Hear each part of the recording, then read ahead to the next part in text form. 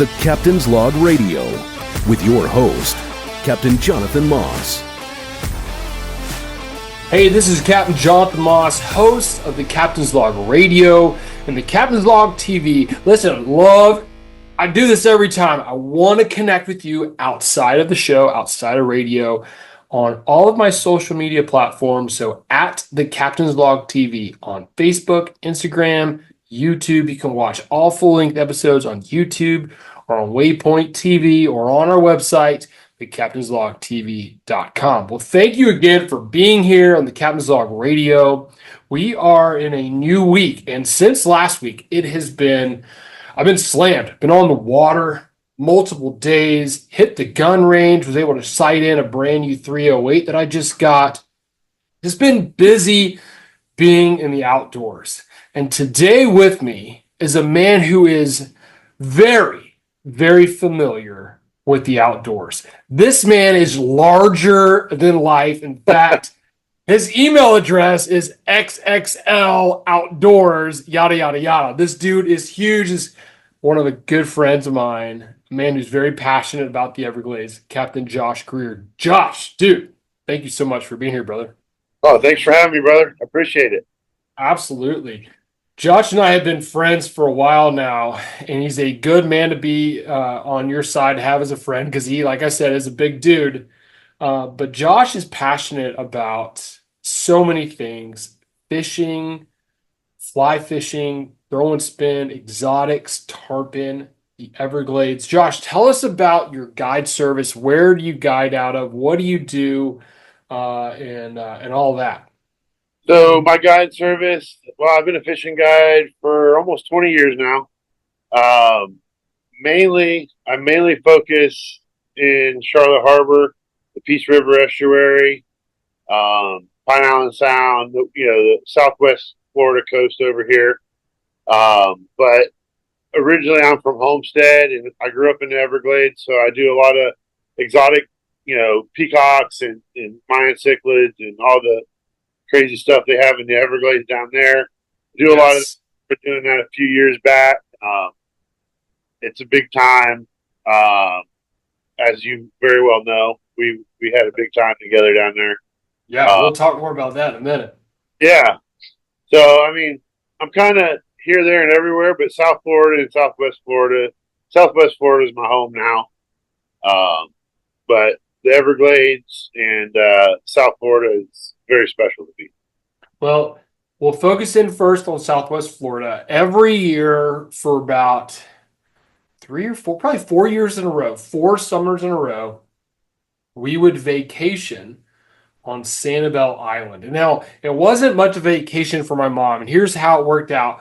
My mom was in education, and she had a conference, a week conference every summer on Sanibel, which means work paid for her to have this giant condo on Sanibel, and my dad and I would go with her, and we'd live it up. We would just get up and fish all day long, and then she'd show up exhausted from being in meetings, and we'd be like, "Mom, you're not going to believe what we caught today." But Sanibel, Southwest Florida, was where I cut my teeth on snook fishing. It was the first place that I'd ever caught a snook. And we lost the first summer. I don't think we caught or landed a single snook. I think we broke off every one. We showed up. I was rocking my Zepco 33 and my Mitchell 300 on a Berkeley lightning rod, like Right. 7-foot medium light. Like, bro, I showed up to a gunfight with a knife. Okay, Yeah. a plastic knife at that. Yeah. Yeah. So I love your area. Love Southwest. Southwest Florida is a cool place, man. The last couple of years it's been a little rough with these hurricanes, and we've lost some habitat, and we got some water quality issues like everywhere does. But Southwest Florida is a cool spot, especially if you like to snook fish and tarpon fish. Yeah.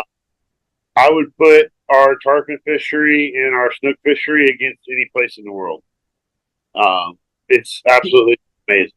Can you catch tarpon year round? I feel like in Southwest Florida, that's one of the places possible.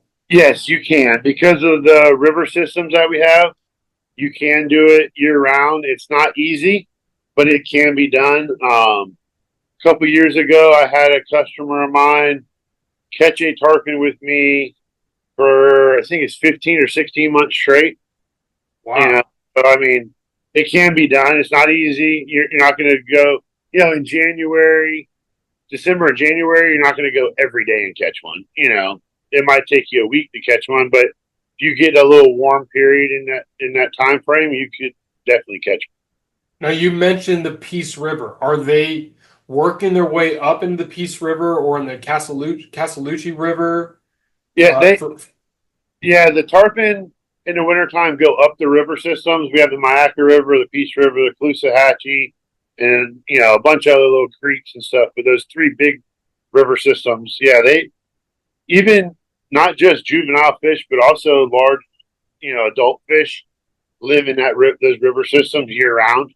Is it because it's like, is it spring fed? Is it a consistent temperature? It's a consistent temperature, and it's some of the deeper water really around. So, those deeper waters are more consistent, weather-wise. Excuse that noise. Those are acorns dropping on my tin roof. You're good. But, yeah, so those river systems kind of, give them a safe haven during the wintertime. So you can do it. Like I said, it's not easy. You got to be dedicated to do it year round, but you can do it. Gotcha. Yeah, here in East Central Florida, Indian River Lagoon, the northern end of the Indian River Lagoon and Mosquito Lagoon, I've caught them in January. Right. Juveniles, not big ones, juveniles. But about mid-January, we typically get a cold front that will push them. It's mid-October right now. Last week, before that cold front came through, tarpon rolling everywhere, juveniles up to 20 pounds. Yeah. That cold front came through post-hurricane, and it dropped our water temp from like 82, 83 degrees to 72 degrees. Yeah, it dropped 10 degrees also, and it pushed them all away up yes. They're all up in the rivers right now. Yeah, and they're around. Right. But starting mid-January, when it starts getting cold, it's very difficult to find them. There are some backcountry creeks that you can hit here on foot and find some juveniles, as well as a bunch of alligators. You better watch what you're doing. Yep. But it can be difficult to catch them year-round here. Yeah, it's hard to, here. I won't say almost every day of the year I can go and show you a tarpon, because in the wintertime when it gets real cold, they don't roll a lot. They don't have to. The oxygen levels are up in the water. But back when I had a bay boat, side scan imaging and all that stuff was coming out, I spent a lot of time in the rivers, and they're there. They're just laying on the bottom, and they're not showing themselves. Yeah. And that was kind of one of the puzzle pieces I put together after figuring that out was, everybody thinks that these tarpon leave, like they're just migratory fish, which the biomass of them, of the adults, are migratory. But, it's always like, man, how come in March when we get the first good warm front, all of a sudden all these little tarpon are everywhere? Well, it's because they never went anywhere. They were the whole time. They were just laying on the bottom. And they're not easy to get to eat then because, their metabolism slowed down. They don't have to eat a lot, which I think is why in the wintertime we catch those smaller juvenile fish, is because those fish are still growing and they have to eat. Where, in the Peace River and the Mayaca River, there's 150, 180-pound fish up there in the wintertime. You never get one of those hardly ever to bite because they don't have to. They're not growing anymore, Those little fish, they're hungry. They have to eat. So, well, let's touch on something. If you're not familiar with tarpon fishing, this show, the Captain's Log Radio, airs nationwide on the Outdoor Radio Network, and then it streams on iHeart, Spotify, Apple Podcasts, and YouTube Podcasts. So you can listen anywhere worldwide. If you're not familiar with tarpon, Josh said something very important. He says they show themselves. Tarpon roll. What I mean by that is their backs will come out of the water. Their face comes out of the water. Sometimes if it's really quiet and it's really still, you can hear that sucking sound of them pulling air so they can breathe. In the wintertime, when the water gets cooler, there's more dissolved oxygen in the water. So that means there's more oxygen in the water for the fish to breathe. A fish breathes dissolved oxygen. Summertime, when the water's hot, there's less. So now the tarpon are showing themselves more. So what Josh is talking about is when it's cold outside and the water temperatures drop, they don't have to roll. They don't need to roll to get the oxygen, the air that you and I breathe, because there's so much oxygen in the water. And that's a huge part. And you're absolutely right. And when side scan came out, the amount of fish that we were able to see that we didn't have a clue were there, we started scanning bridges up here my way and finding massive schools of fish. Like, whoa.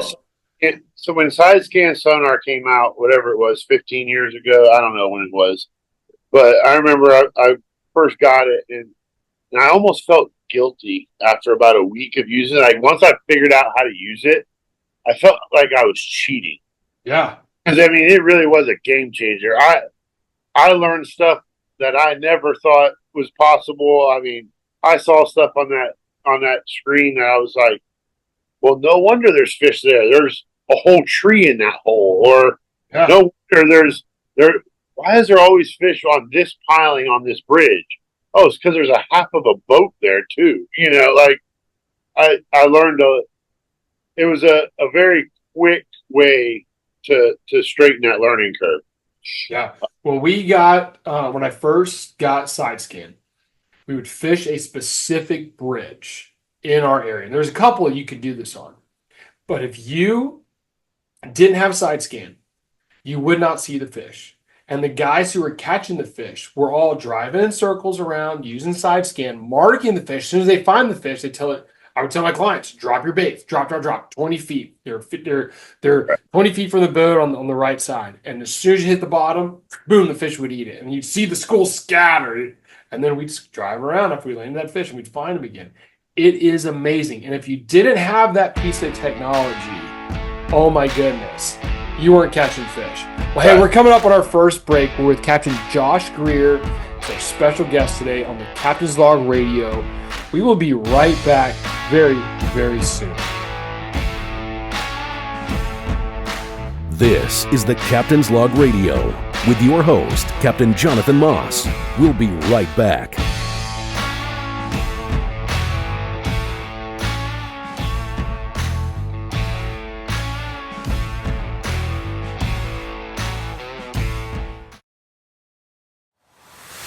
Welcome back to the Captain's Log Radio with your host, Captain Jonathan Moss. Welcome back to the Captain's Log Radio. This is Captain Jonathan Moss, and with me today is my good friend, Captain Josh Greer, who bases his fishing charters down in Southwest Florida and the Everglades. In the last segment, we talked a lot about Southwest Florida and tarpon fishing, but Josh and I got to get together earlier this year, summertime, and we filmed an episode, and I will put it a link on the description for this radio show to that episode. But Josh and I fished on Alligator Alley, throwing fly at exotic species. Now, in the 80s, some point in the 80s, FWC, Florida's Fish and Wildlife Commission, they released peacock bass into the water system because there was exotics in the water. We're talking cichlids, Mayans, and Oscars, and Midas, and other jaguars, other invasive fish, typically pet fish, right, that were dumped in the water. They exploded, they procreated, they spawned. There's so many of them, millions of them, felt like, when Josh and I were fishing. And so these peacock bass were put in the water to take over, and not take over, but to help fix that problem, to kill some of those fish. They were supposed to help control them. Yes. That happened in 1984. I think they tried it in 80 the first time, but we had a cold winter that winter in South Florida. It killed them all. Wiped them out. Didn't take very well. 1984 is when they reintroduced them again. And yeah, it was to control mainly the Oscars and the Mayan cichlids, because those two were the most prolific, especially at that time. And they knew that it would also create a great sport fishing opportunity, obviously. And it did. I don't know that it really helped control the Mayans and the Oscars. There was no shortage of them for us. Yeah, maybe it did. Maybe, I mean, there would be 10 billion of them in a mile of canal. 5 billion, I don't know, but they definitely created a sport fishery that is, you know. Well, listen, when you film a TV show, people watch a fishing show and they think it's easy. And some days it can be. Some days it's really tough. And the way we edit, it's a 22-minute episode that ends up being an 8 or a 10 or 12, sometimes a sun up to sundown kind of day. And you condense that to 22 minutes. And it doesn't feel like reality. And when we make our shows, we try to show reality. We try to show, hey, it's not every cast. But when I was fishing with Josh, it really it was every cast. Yeah. Like, I think we started at 8 a.m. By 11:30, we were done, bro. We caught so many stinking fish. It was I couldn't stop laughing. At noon, we were eating fish. You know, we were eating fish. So these Mayans and Oscars, they're like a freshwater tilapia. They're a bluegill or a crappie. If you live in Florida, you call a crappie a speck. They're like a bluegill or a speck on steroids.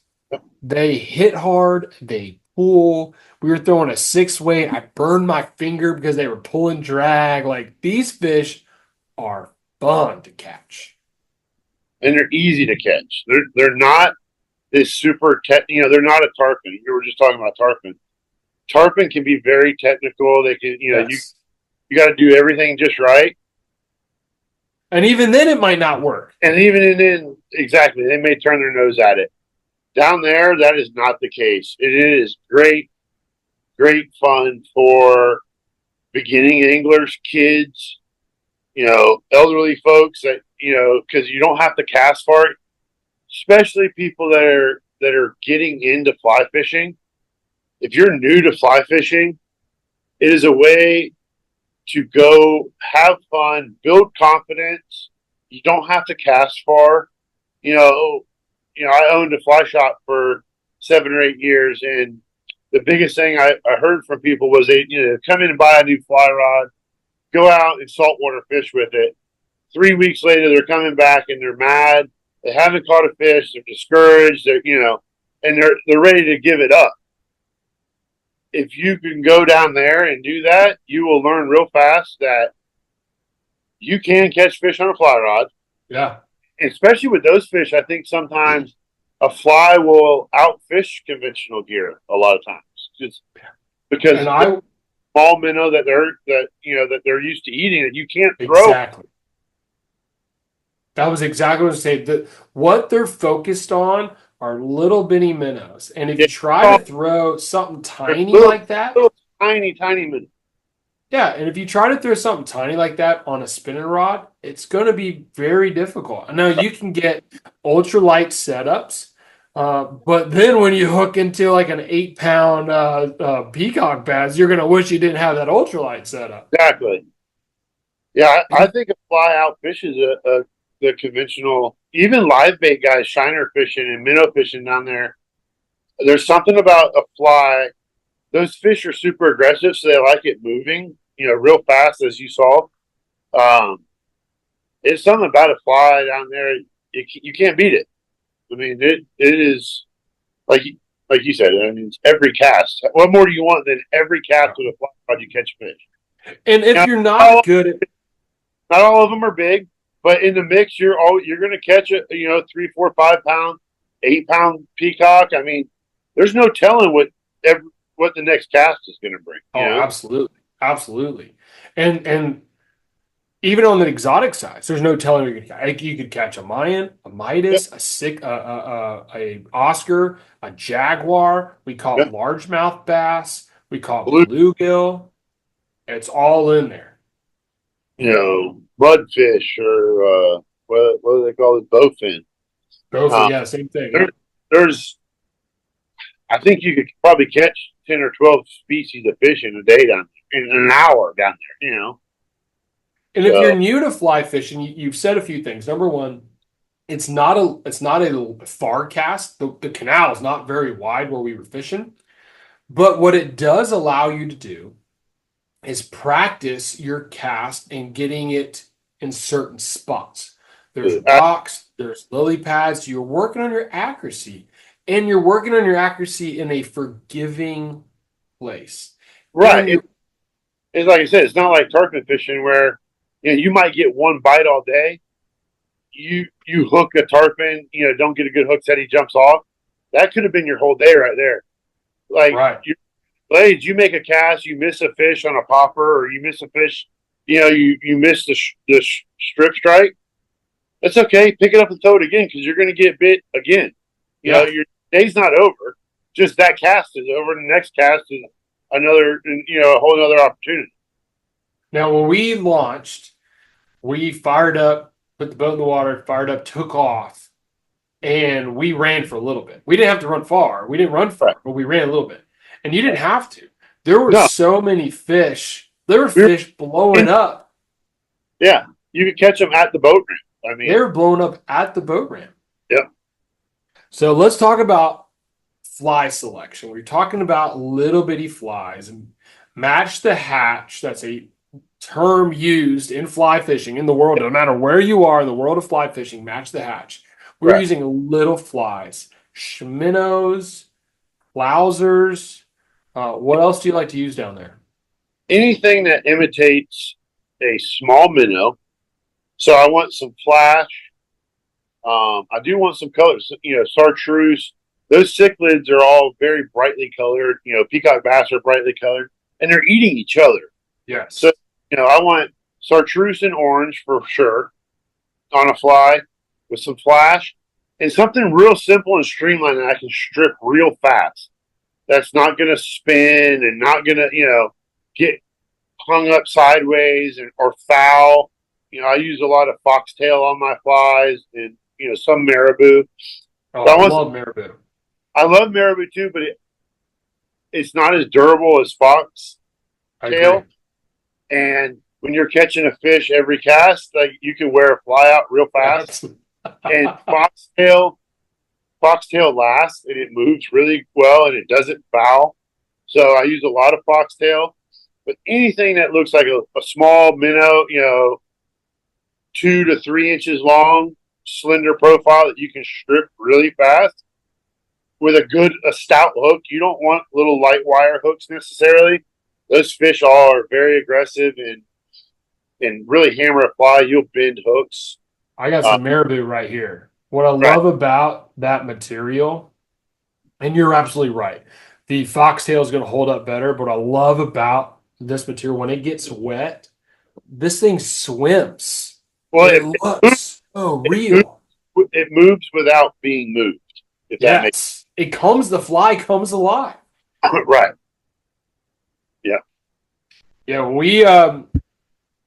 we got down there, it was middle of summer, and peacock bass, they like hot. Do the cichlids and the Mayans, are they the same way? Do they like hot?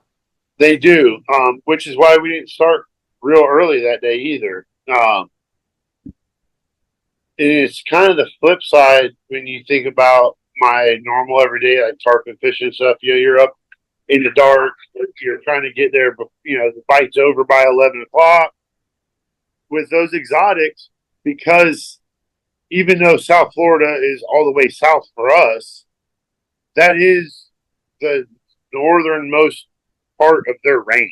They're not even be there really, So they're not used to cool weather at all.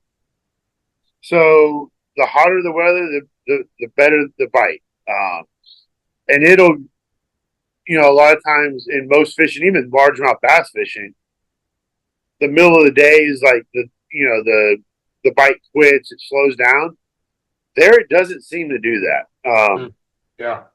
There's ups and downs in the bite, but it doesn't have to do with time of day. If the sun's up and it's hot and it's warm, the water's warm, those fish are going to bite no matter what. I have seen it where, for an hour it's every cast and then it slows down a little bit. But when I say slows down, I mean, so you're catching a fish every 4 casts instead of every cast. Like, Love that. Slows down is relative, I guess. But well, listen, we are coming up on another break, but when we get back, more with Captain Josh Greer talking about fishing in Southwest Florida. Stick around with us. This is the Captain's Log Radio with your host, Captain Jonathan Moss. We'll be right back.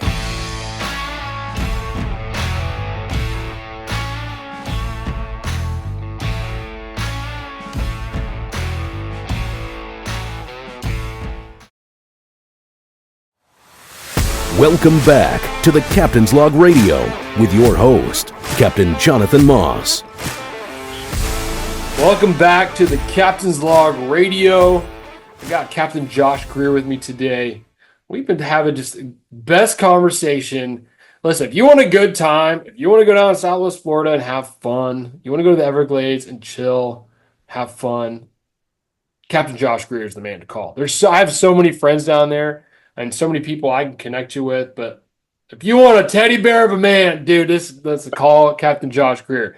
We got to fish on Alligator Alley, throwing fly at these cichlids, and we were on something pretty cool. Listen, I love boats. I have been a fan of boats since I was a kid. Like, since I was probably 2, and I even knew what a boat was, okay? I'm the guy that when you were driving down the highway and a boat goes by, I'm just going to turn my head and I'm going to look at that boat. I love boats. same. And when we got done, I got a brand new boat coming. I'm stoked about this brand new boat coming. You should. I'm getting a Kaio 180. I'm going to put a Merc 115 on the back of it. This thing's awesome. I turned 40 this year, dude. And I told my wife, I want to go fast. So I want to get a boat with a big motor and go fast. But Josh, when I got done filming with you and I got in my truck, usually at the end of a film day, I call home, check on the kids, check on the wife, make sure everything's good. And I said, babe, something bad happened today. She goes, uh-oh, what happened? I said, I want a John boat. I got to get a John boat. Dude, your boat is awesome. I love your boat. So all the different kind of fishing I do, I think there's 3 boats out there in my barn right now, but so I've got, different boats for different applications. But that boat, that little 17-foot aluminum boat that I put together, that is my favorite boat I think I've ever owned and ever fished out of. Oh, it's so comfortable. Super simple. That's the advantage of, for one, somebody like myself that's done this for a long time. I know what I want in a boat, what I don't want in a boat, where I want it, where I don't want it. So building it myself helps. Yeah. And that's what we did in that boat the other day was exactly what I built that boat for. Just go have fun. Doesn't matter. Bounce it off the rocks, push it in the trees. Doesn't matter. Can't hurt it. Get home, squirt it with a garden hose. You're done. And the flip side of that, yes, I did it for that reason, but I also kind of did it because I tarpon fish out of that boat a lot in the river over here, and redfish and sightfish, redfish, and snook fishing out of that boat too. And it was also kind of my unpolite middle finger to the boating industry as a whole, where the price of boats and skiffs these days. Not saying that they're not worth it. There's some awesome manufacturers of boats out there, and they all have their purpose. But it's not always the boat that catches the fish. There's something said for their, and I'm not trying to rake leaves in my pile, but no different in your boat. It's the guy on the back of the boat has a lot to do with how many fish you're catching that day, not the boat. Absolutely. So, And I've had fun with that boat, and I know a lot of people in the boating industry that have come to me and be like, "Bro, are you serious right now? Like you're fishing out of an aluminum boat? Like we'll make you a deal on a boat, bro." I'm like, "I don't want your deal. I want my boat." So it's a fun little boat. You said you got 3 boats. Yes, I do. And there's one for every different scenario that you fish. And I think that's super important. I haven't been on a boat yet that I can do everything on. I can't take my brand new skiff. Doesn't exist. 20 miles offshore and bottom fish on a rough day. That's just, I mean, I could, but that would be really dumb, really stupid, and really unsafe. Okay. At the same time, we had an alligator come up and bite the side of your boat. And you know what it did to it? Nothing. If anything, it put a little scratch in it, and that's just character. Right. You know? It's coated with spray and bed liner. You can't hurt it. I think having a boat where you're saying, it doesn't matter. Yeah. That takes a lot of pressure and a lot of stress off your day. What you will do also as a fisherman, and this for anybody that is listening, fancy boats are great and they all have their purpose and they're a tool in the toolbox is what I think about all boats for one. But having a little John boat or a little whatever boat that you don't care about, you will learn more in that boat than you will in any vessel you've ever owned. Whether it's a canoe, a John boat, whatever it is, because you don't care about it. Hey, what's around that corner? Or hey, how do I get over there? I don't know. Go find out. Because what's the worst? We're going to run aground? Okay. Yeah. That boat that we were in, if we run it aground, you and I step out of it, you could push it with one hand off of wet mud. You know? So don't don't get hung up on a boat. Use it as a tool, and that boat is my tool to go exploring. That boat spends a lot of times in places that I've never been, and now I have been there because of that boat. Well, I've been in the same boat, if you will, with having an old beat up canoe, and I would take that boat everywhere. And I learned so much in that little boat. Yeah. Well, this season 6 of the Captain's Log, we have filmed 3 episodes out of a John boat. One was in Columbia, South Carolina, with a jet motor, and we would I kid you not, we put that boat up on rocks, on a rock. He drove it up on a rock, kept it in gear because the water was just flowing, white water, okay? And that kept us up on that. If you couldn't do that in any other boat with fiberglass or gel coat. Right. And then we have a good friend, Captain Stephen Fluke, who's actually been on this radio show before. He's up in the North Charleston area of South Carolina, fishing the low country. He's fishing tournaments all over the Southeast, and he's doing really, really good against some really big names in some really expensive bay boats. And he's showing up in a John boat. People are probably laughing at him until they see him on the podium. I love it for him. He came down and fished with me a few years ago, I think right before he started guiding. And we fished out of that same boat you and I fished out of. And he was like, "So you think I could guide out of like my aluminum boat?" He already had that boat. And I was like, "Well, that's what I'm doing right now with you. Like, go for it, dude. Don't let the boat screw it. Yeah. Go run what you brung and do it." And that kid is awesome, man. I love that dude. He's got a great heart and he's a hard worker. And he's been very successful. He's awesome. Yes. And you said another thing. I think being a successful guide, successful angler, three jobs have to happen. Number one, the guy on the back of the boat, your captain, the guy you hired, the guide, has to put you on fish.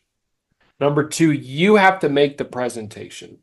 You have to, as the angler, you have to present that lure, that fly, that bait, whatever, to that fish. And number three, the fish has to eat it. And if any of the 3 jobs don't happen, It doesn't matter what boat you're in. If Nope. any of the three jobs don't happen, you don't catch fish. So And I that, love it. that third thing that you mentioned is always the tough one, right? You know, And that's the thing that we don't have control over. no. And I got news for you. I don't care if it's a tarpon or a garfish. It doesn't care how much money you spent on your boat. Absolutely. If that second part, that presentation, in the first part that you mentioned, those three things don't happen, that fish doesn't care what kind of boat you're in. Yeah. But I will say, on the flip side, getting a brand new boat, I'm really excited about building this new boat. I'm really excited to not have to worry about maintenance because it's brand new, Yes. trailer. We're And getting a new Ramblin' trailer with brand new hubs and new axle. you're also going to get a visitor because that boat has been on my radar for a few years now, and Dude, I come I on. want to come get on it and figure out if that might be my next one. Come on. You always have a spot on my boat, my friend. So just whenever, I'll let you know when it gets here and we'll go fishing. Real quick, we're almost done with this segment, but one of my favorite things to do, and it's an F word, it's food, eating. Okay, I love eating. I probably should have said that differently because it's eating is an E word, but food, I love food. All right. Food, absolutely. You and I kept some fish. Yes. And I'm big on catch and release, but Me when too. you're in a situation like where we were at, where literally it's fish every cast, we brought some fish home, and by home I mean we went to the boat dock, the ramp, and we filleted these fish and made some of the best fried fish I've ever had in my entire life. Yeah. So, like yourself, I'm a huge proponent of catch and release. I couldn't tell you the last time I killed a saltwater fish. I haven't killed a snook since 2010. I know that because after we had our cold snap down here, I don't kill any fish. There's no live well. There's no fish. There's no cooler on my boat big enough to kill a fish when I'm fishing every day. In that situation down there, for one, there's no shortage of fish when you're catching one every cast. For the two, and the biggest part of that is those fish do not belong there. No matter how much fun we have catching them, they're not supposed to be there, and they are putting a strain on the ecosystem. So by killing those fish, we are actually doing the ecosystem a favor. We're not hurting it. And I don't think that we, as you saw, we couldn't eat all the fish out of the canal if we wanted to. I like to try. I mean, because they are very good. So that is part of my deal down there. Is I'm fifth generation cracker from South Florida. I like eating fish, and I definitely like eating fish when I know it's not hurting the ecosystem. So, and those fish are as good as any other fish you can get, fresh, fried. We filleted them up. They were beautiful, clean white meat. And they, like I said, bigger than your typical bluegill. They were a panfish, like literally a pan-sized fish. Right. And we filleted them up, we breaded them, we fried them right there on one of the picnic tables in the parking lot and had just the best lunch you could possibly ever want. Hey, listen, we're coming up on another break. When we get back, more with Captain Josh Greer. Thanks for listening to the Captain's Log Radio Show. This is the Captain's Log Radio with your host, Captain Jonathan Moss. We'll be right back.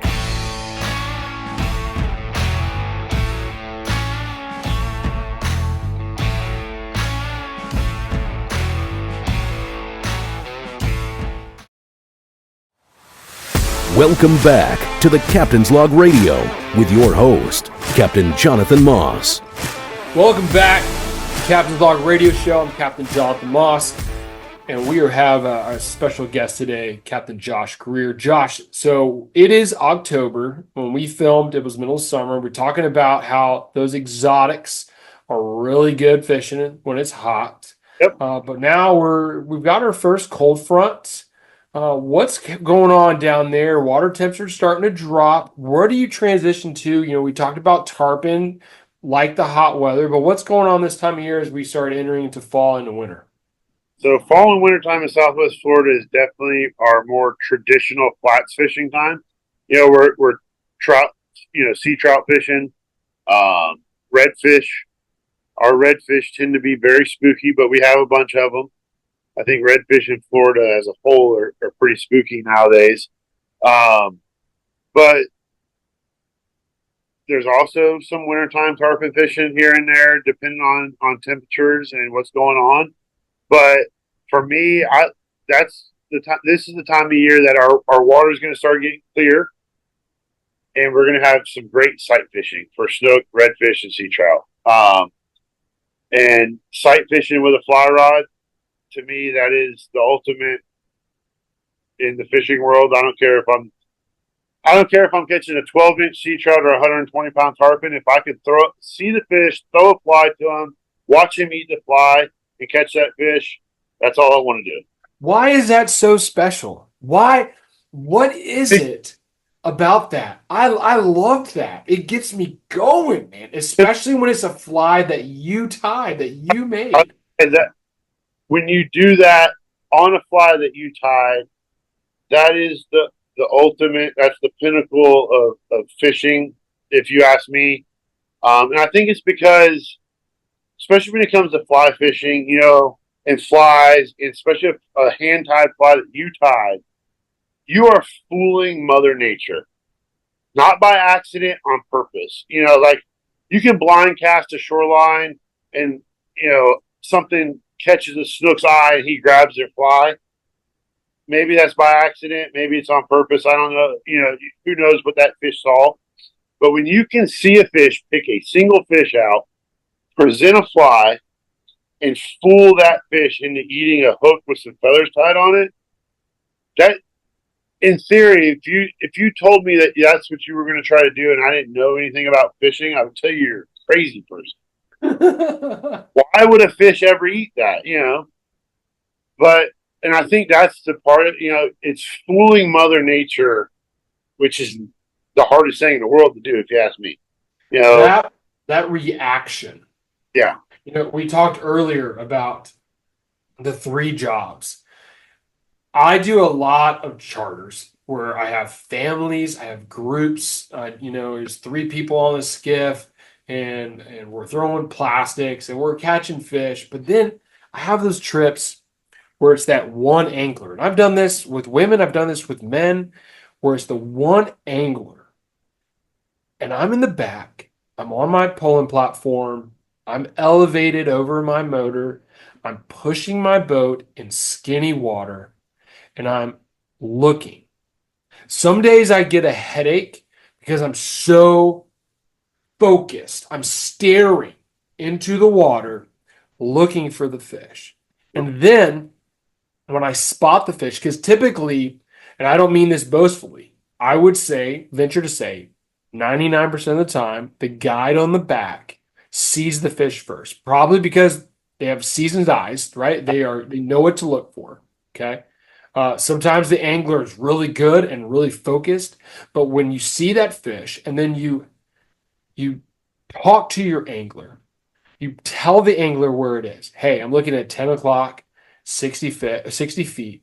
I've got a redfish swimming really slowly, or I got a redfish tailing, or I got a snook that's right on the edge of these mangroves.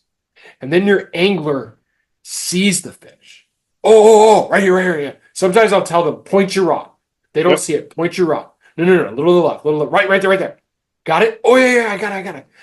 That connection happens. Oh, yes. Bro, I got goosebumps right now even thinking about it. That's the ultimate for me. And because, for one, we're elevated. We're standing on a platform. 2, I'm 6'8". I'm taller than most people on a platform. So, and I have eyes that have been looking at that water for those fish for 25 years. Yeah. I know what I'm looking for.